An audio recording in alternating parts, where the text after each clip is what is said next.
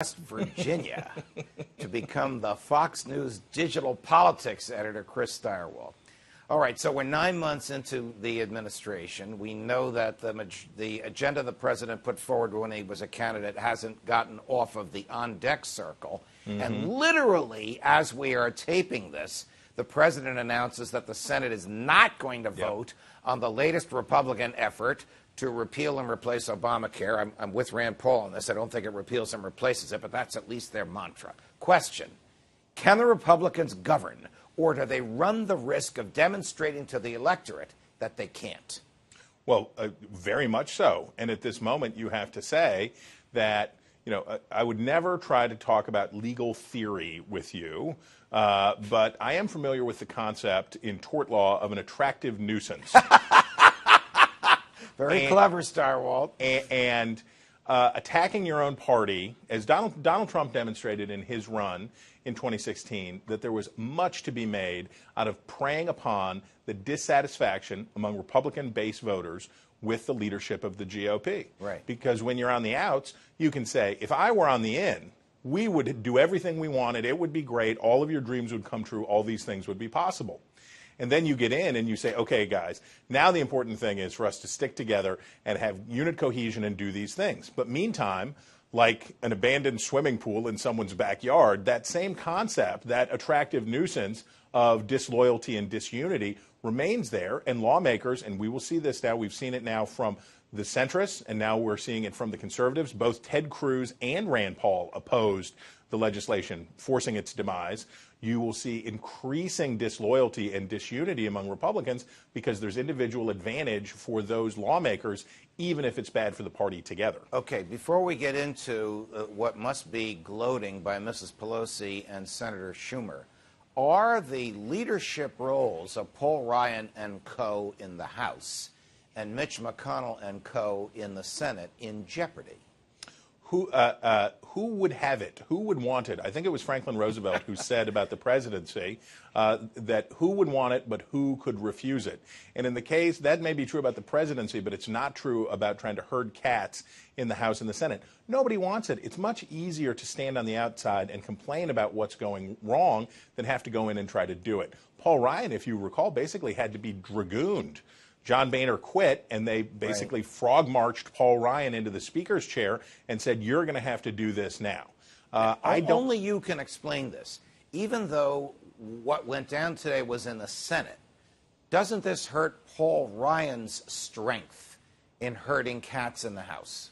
I don't know. I would look at it this way. Paul Ryan has succeeded in the sense that they did pass health insurance legislation, and they probably can pass, and just because they have a dowdy majority, they probably can pass some sort of a tax cut package.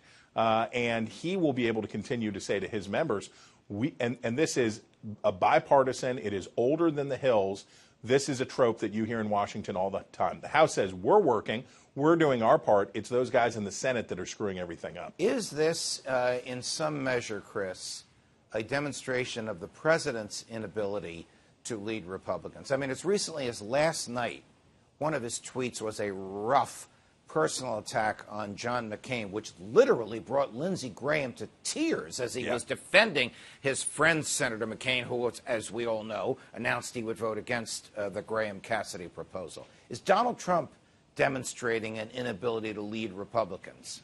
Well, yes, but there's also a problem with followership here. As we talk down in Alabama, they're casting votes in a race that it pits the president's preferred candidate. He went to Alabama to campaign for Luther Strange. Vice President Mike Pence went to Alabama today to campaign for Luther Strange. They said, this is our guy, Big Luther. We need him. Please let him stay in the Senate. We've got to have him. Meantime, former Trump administration officials like Steve Bannon and Sebastian Gorka, as well as others like Sarah Palin, have led a charge to say, no, we need Judge Roy Moore, not because he will do what Luther Strange said, which is be obedient to the demands and wishes of the president, but rather that he will be a rebel, that he will push back against the president, that he will push back against the leadership.